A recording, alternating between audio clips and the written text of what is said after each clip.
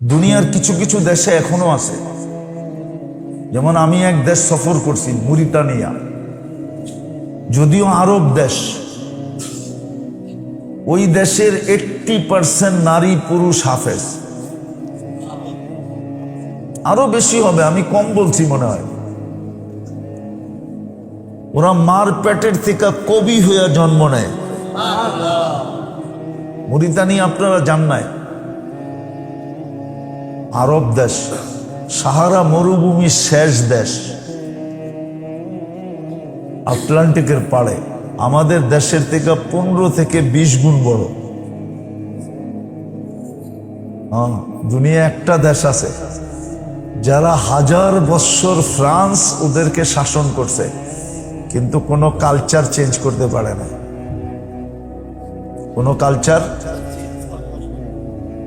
কোনো culture change করতে পারে না। অথচ 1000 বৎসরের উপরে ফ্রান্স শাসন করছে, কিন্তু ফ্রান্স ওদের কালচারে আঙ্গুল দিতে পারে না। ওই দেশে এখনো আছে। ওই দেশটার আলেম ওলামা বেশিরভাগই কাদেরিয়া তরিকার, আব্দুল কাদের জিলানী রহমতুল্লাহ আলাইহির তরিকার লোকজন, কাদেরিয়া। ওইখানে পাবেন, শত শত পাবেন আপনি। ওরা বলে কব্বা, আমরা বলি খানকা। কব্বা বানানো আছে, শত শত লোক পড়া সারা দিন রাত মেহনত করতেছে, পাইলে খায়, না পাইলে না খায় থাকে, রোজা রাখে। এই 3 জিনিসের ব্যবহার শিখে, 3 জিনিসের। দুনিয়া একজন প্রেসিডেন্ট আছে যার কোনো প্রোটোকল নাই, এটা হলো মরিতানিয়ার প্রেসিডেন্ট। ওর কোনো প্রোটোকল নেই, ও একা গাড়ি চালায়, একা বাইরে। সপ্তাহে 1 দিন উট চড়ায়, 6 দিন রাজপ্রাসাদে থাকে। সপ্তাহে 1 দিন উট চড়াইতে যায়, উটের খামার আছে, এখান থেকে উট টুট চড়ায় টড়ায় দুধ টুধ লয়া তারপরে ফিরে আসে শহরে।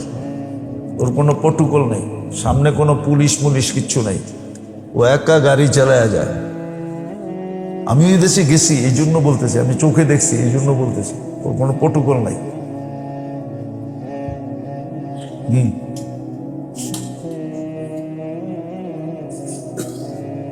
তো ওই দেশে আছে, আমাদের দেশে নাই। এই 3টার সহি ব্যবহার শিখার জন্য সবচেয়ে বড় যেটা ছিল, এটাকে সেট করতে হয়, সেট। তখন দেখবেন জীবন সহি ব্যবহার হতেছে। চাই সেটা বাজারে বসে থাকুক, চাই সেটা রোটে পড়া থাকুক, চাই সেটা ঘাটে পড়া থাকুক, চাই সেটা হাটে পড়া থাকুক, চাই বাজারে পড়া থাকুক, চাই মেইলে, চাই ফ্যাক্টরি, দুনিয়ার যেখানে পড়া থাকুক, ওর হায়াত সহি ব্যবহার হবে, ওর দেহ সহি ব্যবহার হবে। সহি। আল্লাহ যতটুকু সম্পদ দিছেন, 1 টাকাও যদি দিয়া থাকে, সহি ব্যবহার হবে, গলত ব্যবহার হবে না, আফসোসের কারণ হবে না, বরং খুশির কারণ হবে। এটা পরিবেশের মধ্যে যে শিখতে হবে। এই জন্য আল্লাহওয়ালাদের সোহবত ছিল আগে, ক্ষেত্র ছিল, এখন ক্ষেত্র আমাদের দেশে নাই। আর কারো ভিতরে এই আগ্রহ নেই। আছে, দুনিয়ার কিছু দেশে আছে, এখনো আফ্রিকাতে আছে। ওই মরিতানিয়াও আফ্রিকার একটা দেশ, মরক্কো আফ্রিকার দেশ, মিশরও কিন্তু আফ্রিকা মহাদেশে পড়ছে। লিবিয়া, টিউনিসিয়া, এগুলো সব আফ্রিকা মহাদেশের দেশ। শুধু আফ্রিকা মহাদেশে কিছু দেশে আছে এখনো, যেখানে মানুষ চলে যায় 1 মাস, 2 মাস, 3 মাস, বৎসর পড়া থাকে, সোনা হইয়া বাহির হয়ে আসে। তখন আর এই 3 জিনিস এরকম জায়গায় ব্যবহার হয় না যেটার দ্বারা ওকে কখনো আফসোসের শিকার হতে হবে, আফসোসের শিকার হতে হবে না। এটা শিখতে হবে মেরে দোস্ত, শিখতে হবে, তাহলে আফসোস হবে না, তাহলে বড় আফসোস হবে। বললাম না, কালকের আফসোস কোনো কাজে দিবে না,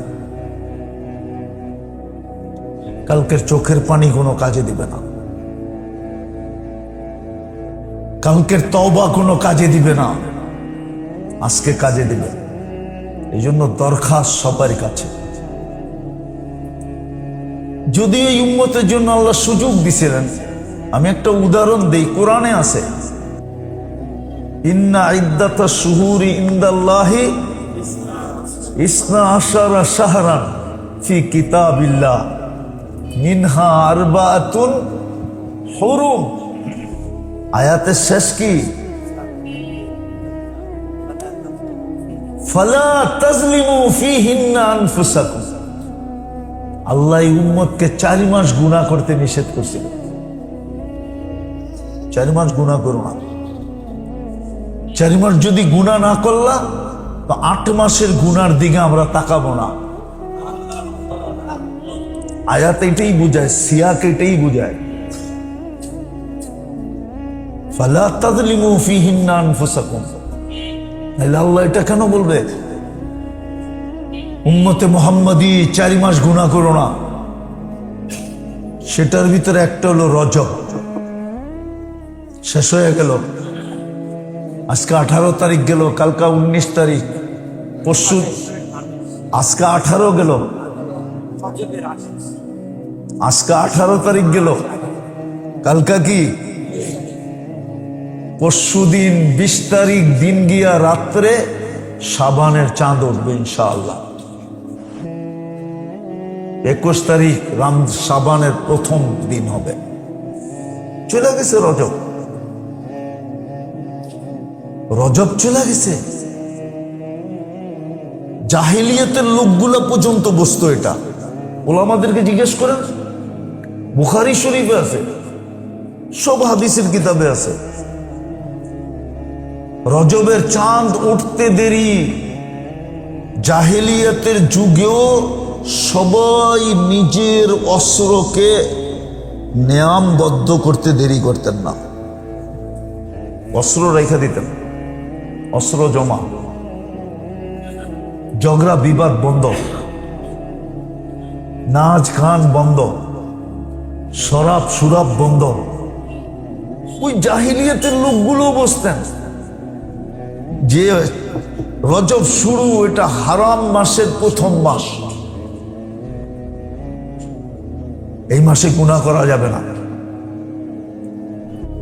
বাহরাইনওয়ালারা আল্লাহর রসুলের কাছে আইসা বলছিলেন, ইয়া রাসূলুল্লাহ, আমরা আপনার কাছে সব সময় আসতে পারি না, কেননা বাইনানা ওয়া বাইনাকা কাবিলাতু মুযার। আপনারা আমাদের মাঝে দাম্মামে একটা গোত্র আছে মুযার, এদের সাথে আমাদের ঝগড়া।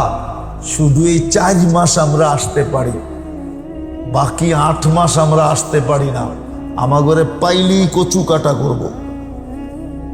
বিদা আমাগরে এরকম কিছু শিখায় দেন, সারা জীবনও যদি আপনার কাছে না আসি, তাহলে আমাদের জান্নাতে যাওয়ার জন্য যেন কোনো বাধা না হয়।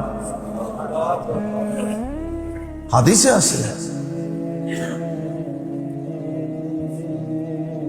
জাহিলিয়াতের লোকগুলো পর্যন্ত জানতো যে রজব মাস শুরু হইলে আর গুনাহ করা যাবে না। কিন্তু এই জমানার শিক্ষিত মানুষগুলা কি করে? গুনাহ করে না ছাড়ে? আর ও তো ডোল পিটায় করে, ঠিক না? গুনাহ তো করে, ডোল পিটায় করে গুনাহ। বিশ্বাস হয় না আপনার কাছে? নিত্য প্রয়োজনীয় জিনিসের যে দুর্বমূল্য রমজান, কেননা মনোযোগটাও তলবের একটা অংশ।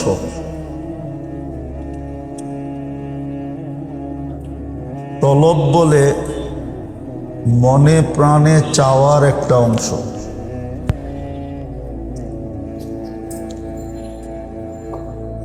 দুনিয়া তো চাওয়া ছাড়াও আল্লাহ দিয়া দেন, দুনিয়া চাওয়া ছাড়াও দিয়া দেন।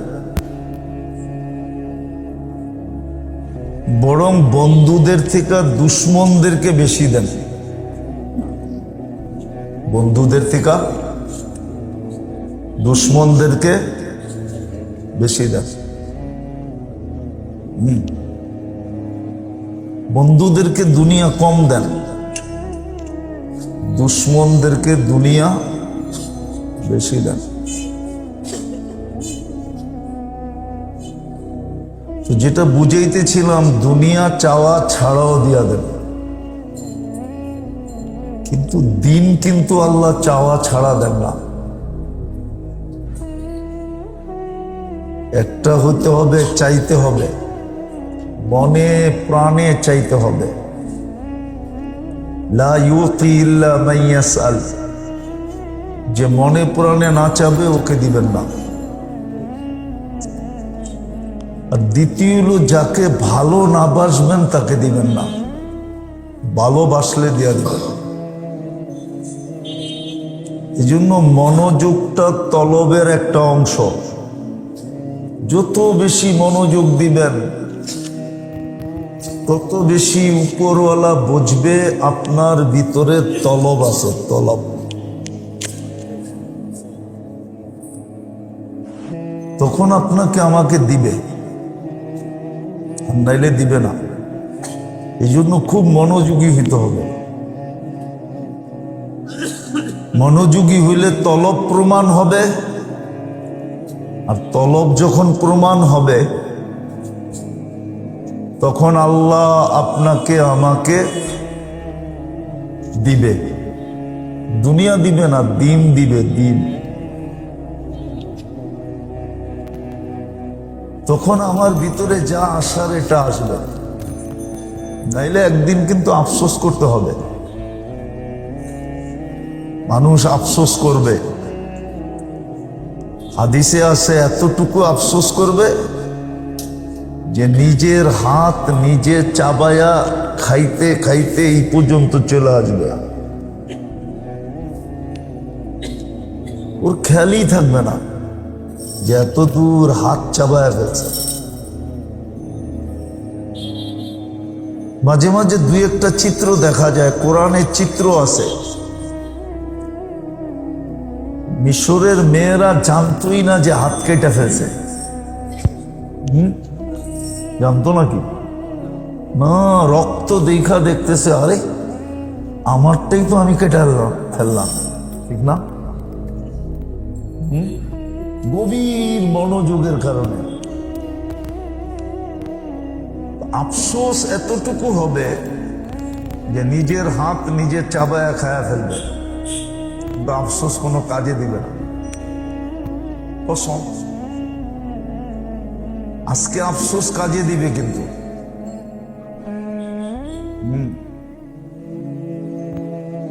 আজকে আফসোস কাজে দিবে, কালকে কিন্তু আফসোস কাজে দিবে না। চাই আফসোসের গভীরতা যতই হোক, যত লম্বাই হোক, কোনো কাজে দিবে না। আজকের আফসোস কাজে দিবে। আজকে যদি কেউ আফসোস করে মনের থেকে হায়ও বলতে পারে না, হায় করলাম কি, হায়, এতটুক বলতে পারলেও সে আল্লাহর কে নিজের দিকে আকৃষ্ট করতে পারবে। হাদিসে আছে, আল্লাহ ছুটে আইসা বলবে, গফারতু লাকা যুনুবা ওয়াল আওসার, তোর গুনাহ খাতা মাফ করে দিলাম। ওয়ালি আজলিকা সাম্মাইতু নাফসিয়াল আজিজুল গফফার, এই জন্যই আমার নামটা আমি গফফার রাখছি, নাহলে আমার রাখার দরকার ছিল না। আল্লাহ কেন গফফার নাম রাখবেন? আল্লাহ তো আল্লাহ, অল ইন অল। সে আবার গফফার নাম রাখবেন কেন? আল্লাহ বলছে তোমার জন্য রাখলাম। তুমি যে হায় বলবা, আফসোস করবা, তা আফসোসের বিনিময় দেওয়ার জন্য আমার নামটা গাফফার রাখলাম, তোমাকে মাফ করে দিলাম। এই জন্য আমরা কিন্তু একদিন আফসোস করব। আমরা কিন্তু কি করব? আফসোস করব। কিন্তু আফসোস কোনো কাজে দিবে না। আমরা একদিন কি করব? আফসোস করব, কিন্তু আফসোস কোনো কাজে দিবে না।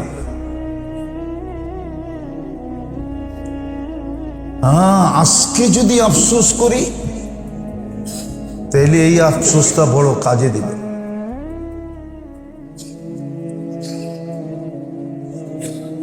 এই জন্য মানুষ যেন আফসোস না করতে হয়, বিশেষ করে উম্মতে মুহাম্মাদির যেন কাল কিয়ামতের দিন আফসোস না করতে হয়, লজ্জিত না হইতে হয়। কেন আপনার আমার লজ্জা না, এই লজ্জা কিন্তু মুহাম্মদুর রাসূলুল্লাহ পর্যন্ত যাবে।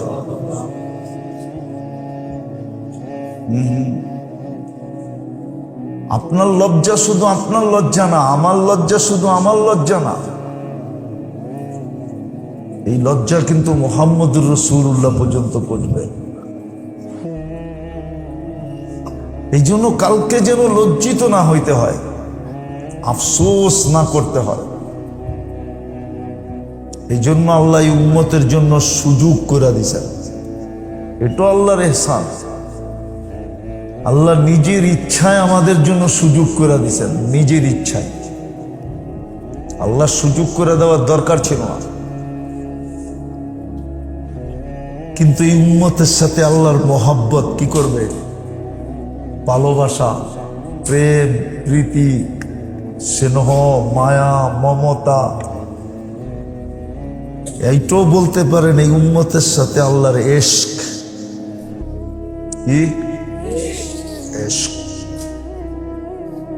এই জন্য আল্লাহ সুযোগ করে দিছেন, নাইলে সুযোগ করতেন না। এই উম্মতের জন্য আল্লাহ সুযোগ করে দিছেন। কখনো একা একি দিছেন, কখনো বান্ডেল হিসাবে দিছেন। বান্ডেল চিনেন? এখন তো চিনার কথা আপনারা, ঠিক না? কেননা মোবাইল চালান বিদায় চিনার তো কথা, ঠিক না? কোম্পানিরা বান্ডেল দেয় না? বান্ডেল না, মনে হয় বোঝে না। কি বান্ডেল বোঝেন না? না, হুজুরে বোঝে নাই। মোবাইল তো চালায় না, এর লেগে বোঝে না। বান্ডেল দেয় না? হ্যাঁ, ওইখানে লেখা আছে বান্ডেল। এটার ভিতরে SMS-ও আছে, এটার ভিতরে মিনিটও আছে, এটার ভিতরে কি জানি কয় MB-ও আছে। এই সবগুলারে মিলাইয়া বলে বান্ডেল। আল্লাহ আমাদেরকে সুযোগ মাঝে মাঝে বান্ডেল হিসাবে দিয়েছেন, বান্ডেল হিসাবে এক গাঠি এক কইরা দিয়া দিছে এই উম্মতের জন্য। কিন্তু আজকে যদি মাসির মাথা পরিমাণও চোখের পানি, আল্লাহর ভয়ে, দোজখের ভয়ে, আখিরাতের ভয়ে, কবরের ভয়ে, কিয়ামতের মাঠের ভয়ে, হিসাব কিতাবের ভয়ে, যদি মাসির মাথা পরিমাণও নির্জনে বৈশা যদি উদিত করে দিতে পারল, এই চক্ষু জাহান্নামের উপরে হারাম। দোজখ নিবা গেল, দোজখ নিবা গেল। অথচ সারা দুনিয়ার পানি দিয়ে আপনি দোজখের একটা কয়লা নিবাইতে পারবেন না, কয়লা পারবেন না। কেন ঈসা আলাইহিস সালাম জিজ্ঞাসা করছিল এক দলকে যে সিজ্জিনের একটা কয়লা কিরম বড়? সিজ্জিন একটা দোজখ। জিজ্ঞাসা করছিলেন এটা কত বড়? তো মাটির নিচের থেকে জবাব আসছে, কুল্লু জমরাতিম মিনহা কা আতবাকিদ দুনিয়া কুল্লিহা। এক একটা কয়লা পুরা দুনিয়ার সমান বড়। জিজ্ঞাসা করছিলেন ঈসা আলাইহিস সালাম। যে অমা সিজ্জিন